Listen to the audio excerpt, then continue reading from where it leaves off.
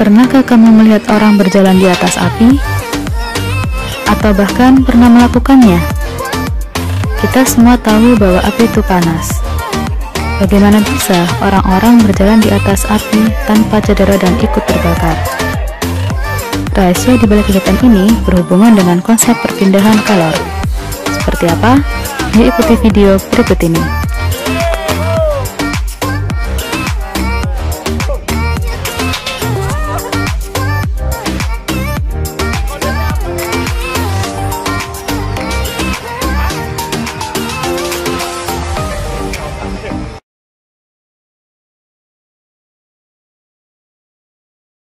Kalor berpindah dari benda yang suhunya tinggi ke benda yang suhunya lebih rendah. Jika benda yang hangat atau bersuhu tinggi berdekatan dengan benda yang dingin atau bersuhu rendah, maka yang hangat akan menjadi lebih dingin dan yang dingin menjadi lebih hangat sampai kedua benda memiliki suhu yang sama. Kondisi ketika dua benda memiliki suhu yang sama disebut kesetimbangan panas atau kesetimbangan termal. Selama ada perbedaan suhu, maka kalor selalu berpindah hingga tercapai kesetimbangan termal. Proses pemerataan suhu dapat terjadi melalui 3 cara, yaitu konduksi, konveksi, dan radiasi. Yang pertama adalah konduksi. Ketika sendok besi diberi plastisin, lalu salah satu ujungnya dipanaskan, lama-lama plastisin jatuh secara berurutan, dan ujung yang kita pegang terasa panas. Ini berarti bahwa kalor yang masuk ke ujung sendok diteruskan ke sepanjang sendok. Proses perpindahan kalor seperti ini disebut dengan konduksi, yaitu proses perpindahan kalor melalui zat perantara tanpa disertai perpindahan bagian-bagian zat perantara.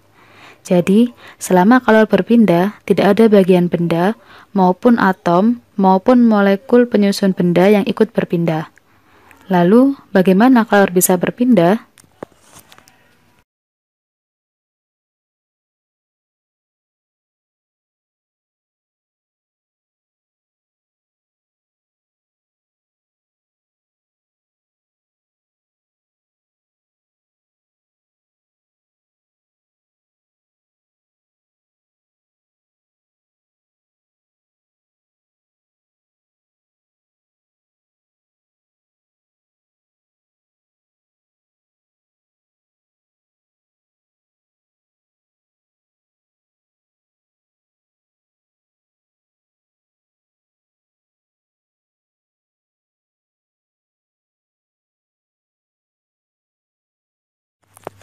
Jadi, perpindahan kalor secara konduksi dapat terjadi akibat getaran atom dan migrasi elektron. Perpindahan akibat getaran atom dapat terjadi pada semua benda padat, baik konduktor maupun isolator. Sementara perpindahan akibat migrasi elektron hanya terjadi pada logam atau benda konduktor, pada benda bukan logam atau isolator. Pada benda isolator juga terjadi peristiwa konduksi, yaitu akibat perpindahan getaran atom.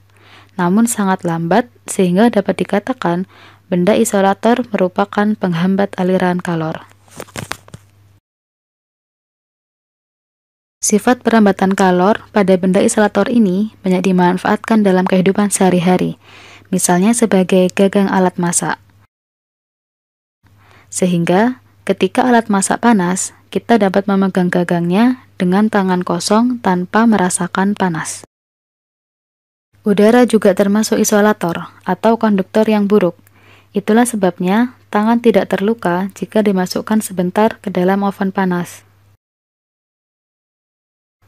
Kain wol, bulu, dan bahkan kulit juga memiliki sifat isolator yang baik karena sebagian besar disebabkan oleh ruang udara yang ada di dalamnya. Itulah mengapa kita perlu bersyukur bahwa udara adalah konduktor yang buruk.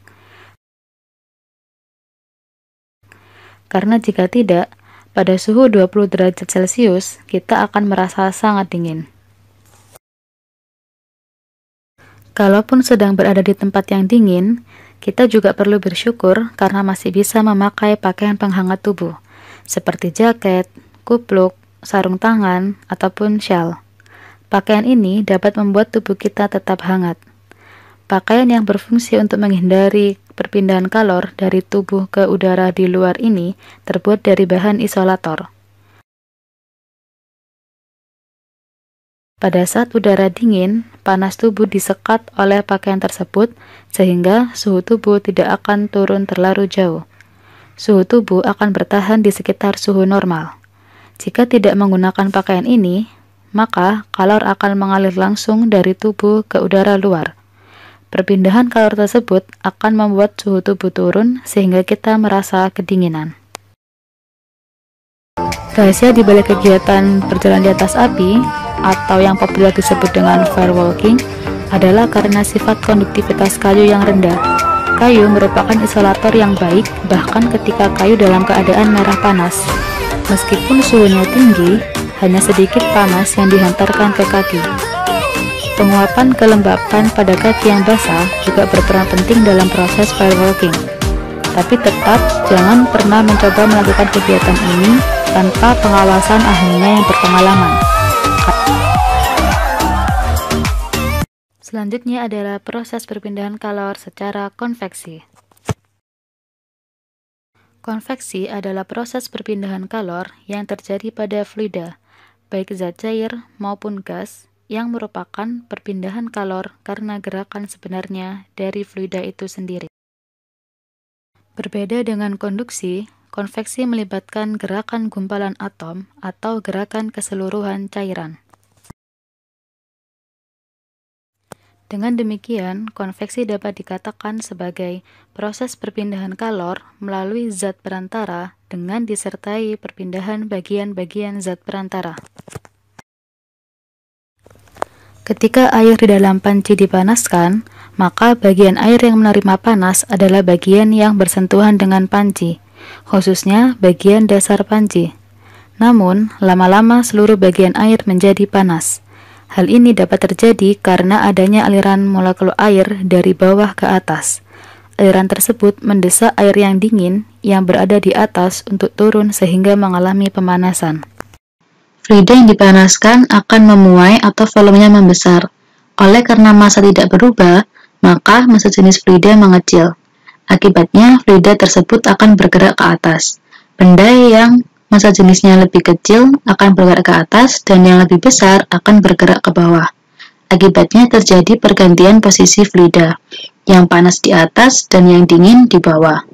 Fluida dingin yang baru sampai di bawah mengalami pemanasan sehingga massa jenisnya mengecil dan bergerak ke atas.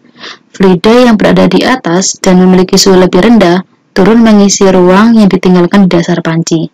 Begitu seterusnya sehingga terjadi aliran terus-menerus fluida dari dasar panci ke atas. Dan pada akhirnya semua bagian fluida mencapai suhu yang sama. Proses konveksi lain yang berperan penting dalam kehidupan adalah aliran udara atau angin. Udara di tempat yang bersuhu tinggi mengalami penurunan massa jenis akibat pemuaian volume, sehingga mengalir ke atas. Tempat kosong yang ditinggalkan akan diisi oleh udara dingin yang memiliki massa lebih kecil dari atas samping yang memiliki massa jenis lebih besar sehingga terjadi angin arah mendatar. Selanjutnya, proses perpindahan kalor secara radiasi. Radiasi adalah perpindahan kalor tanpa melalui medium atau zat perantara. Ruang antara matahari dan bumi kebanyakan hampa udara, tetapi panas matahari dapat mencapai bumi. Ini salah satu bukti bahwa kalor dapat merambat tanpa melalui medium. Lampu pijar mengandung filamen di tengahnya, atau kawat kecil. Ruang antara filamen dan kaca lampu adalah hampa. Ketika lampu disambung ke tegangan listrik, maka filamen memanas. Suhunya bisa mencapai 5000 derajat Celcius. Tetapi panas dapat dirasakan sampai ke kaca lampu dan bisa juga dirasakan sampai di luar. Udara adalah penghantar panas yang tidak baik. Ketika kita menyalakan api unggun, maka dalam sekejap kita yang duduk sekitar setengah meter dari api unggun merasakan panas. Ini bukan karena panas merambat melalui udara, tetapi panas merambat melalui radiasi. Kalau menunggu panas merambat melalui udara, maka diperlukan waktu yang lama bagi kita yang duduk setengah meter dari api unggun untuk merasakan panas.